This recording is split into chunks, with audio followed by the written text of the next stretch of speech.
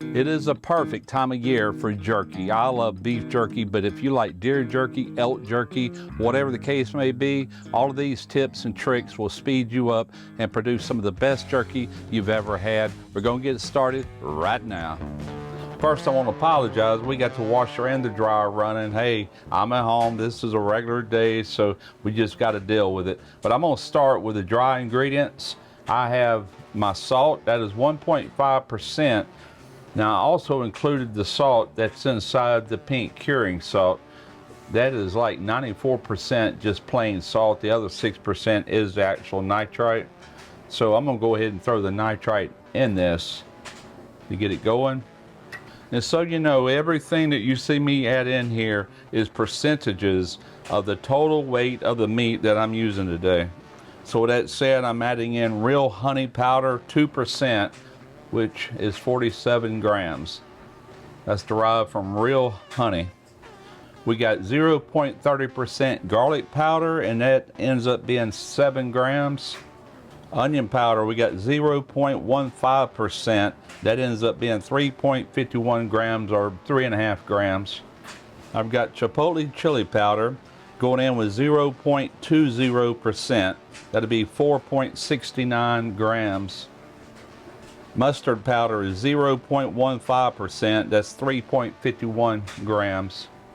I've got Worcestershire powder at 0.10%, 2.35 grams. I've got cracked black pepper that I cracked using my pepper cannon. Love this tool. I'm adding 0.25%, which is 5.86 grams. All right, now that's everything you see here except for this last ingredient. And what this is a cure accelerator. It is sodium erythorbate. And what that's for is the fact that I want to smoke this today. Normally, the pink curing salt, I'm using Instant Cure number 1. Normally that takes 12 hours minimum for the cure to do its job and convert to a nitric oxide gas. By adding this, I'm not going to add it yet, we're going to add it right before it goes into the meat.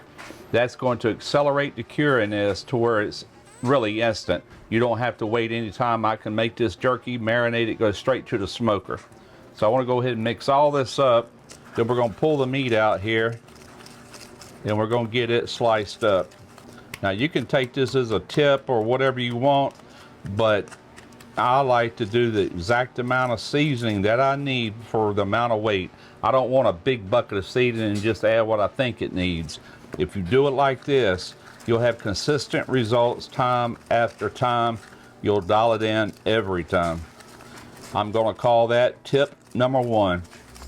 So I'm using Olive Round. Olive Round is a good choice for beef jerky, mainly because the grain all runs in one direction. It's not running diagonal.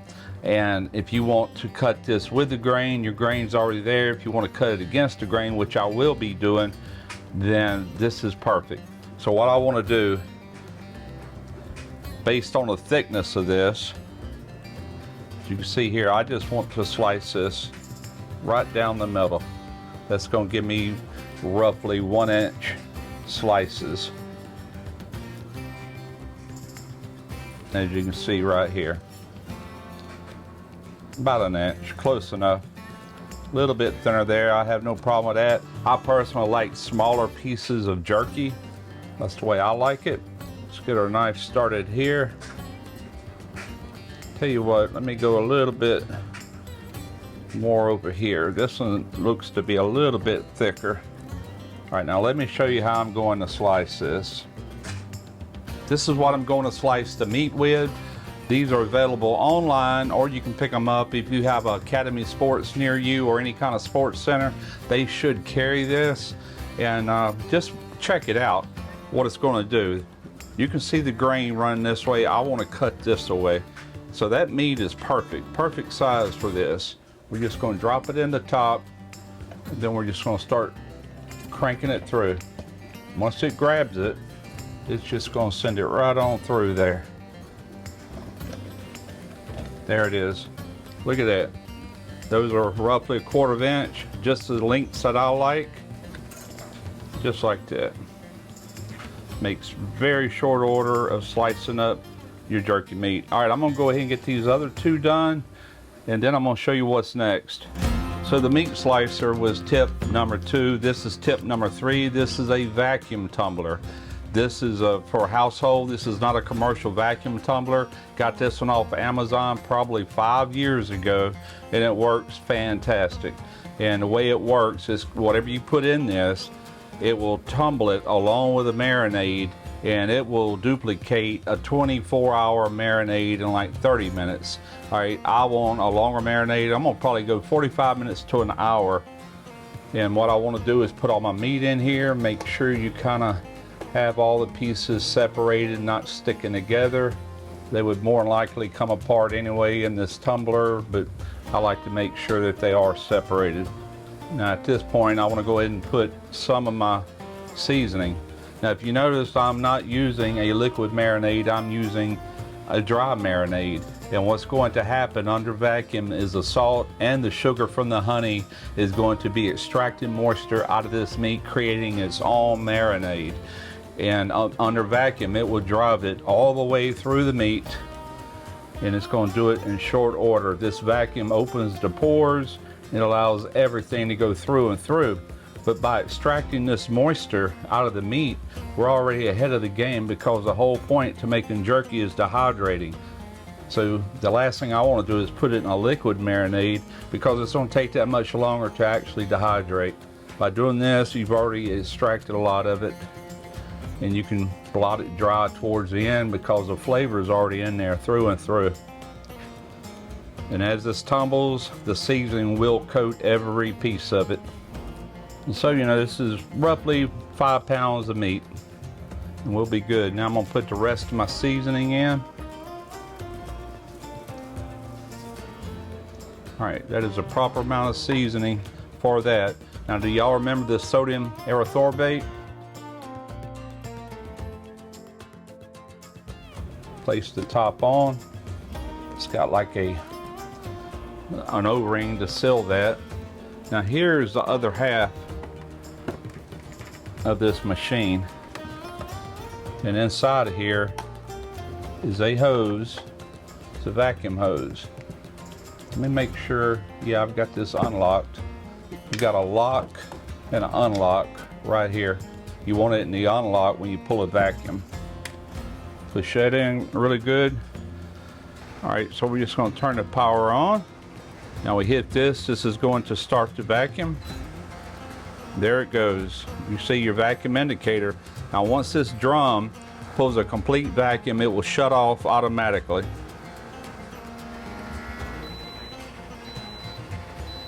All right, that is alerting me that we are finished.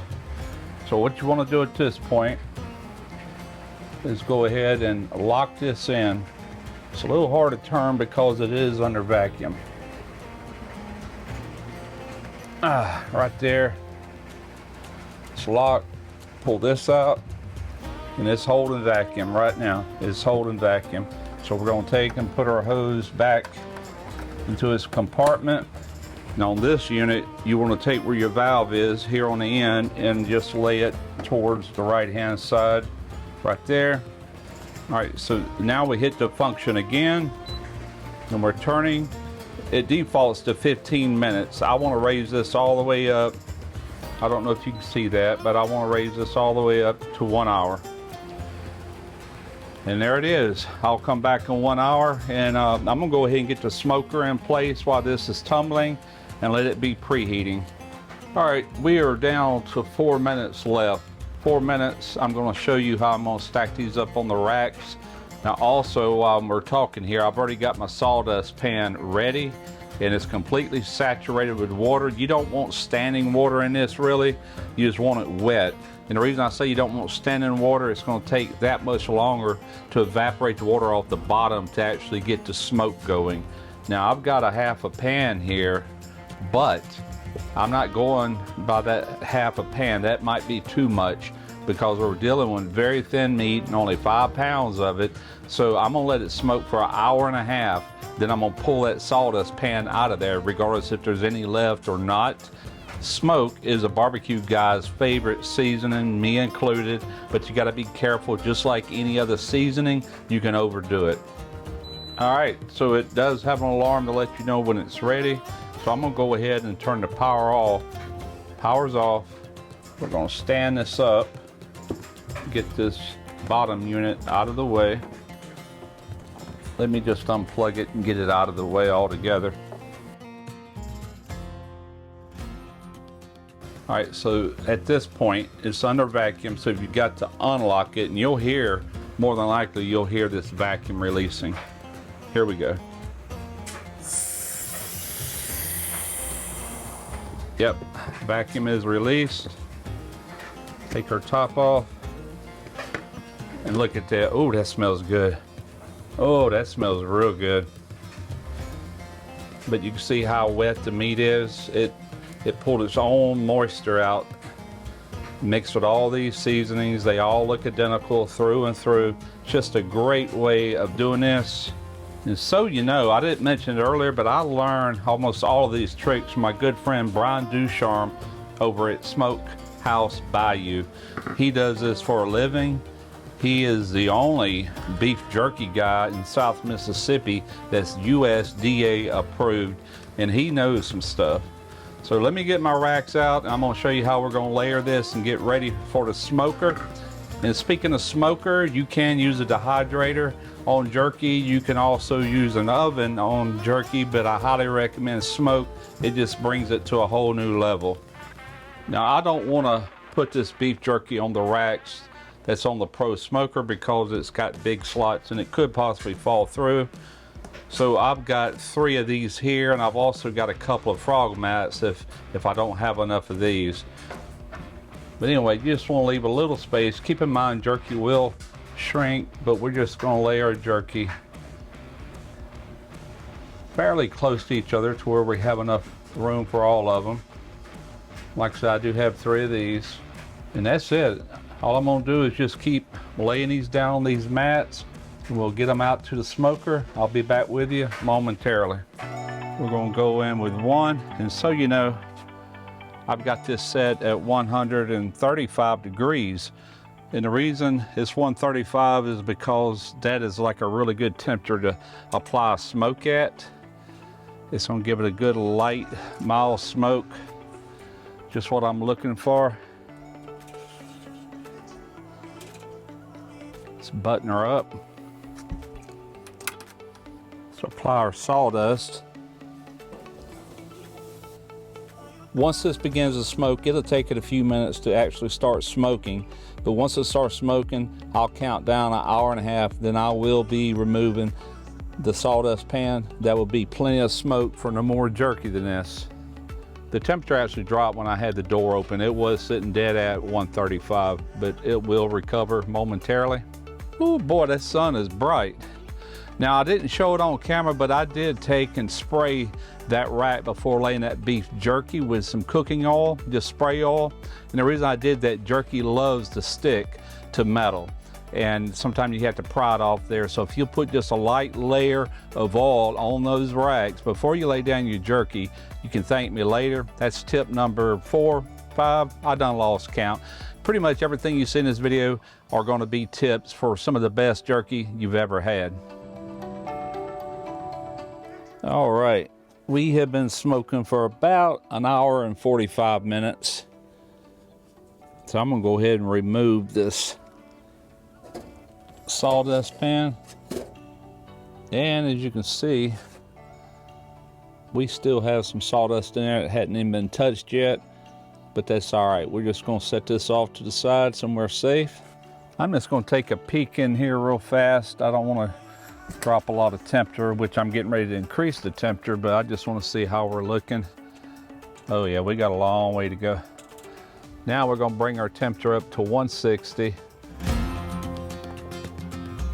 All right, we have been going around 6 hours, and about an hour ago I went ahead and brought it from 160 up to 180 just to get this done. It's getting late.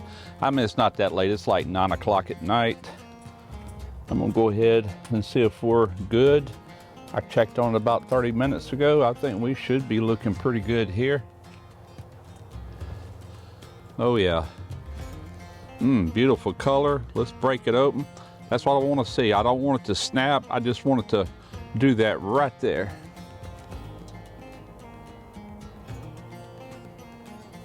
All right, I got me some gloves on with some cotton liners because these racks are a little hot.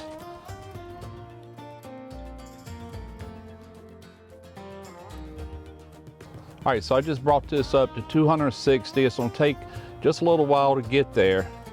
And I'm gonna explain to you exactly why I'm doing that. All right, so you might be wondering why I'm bringing this up to 260. Well, once it hits 260, this is going back in here, and that's called a lethality step. That is a step that the USDA is recommending ever since an outbreak of E. coli back in the mid-90s.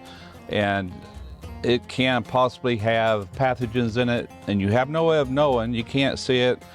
You know, there's nothing out of the ordinary, but it very well could be in there. It's just a step you take to make sure that you kill off any potential.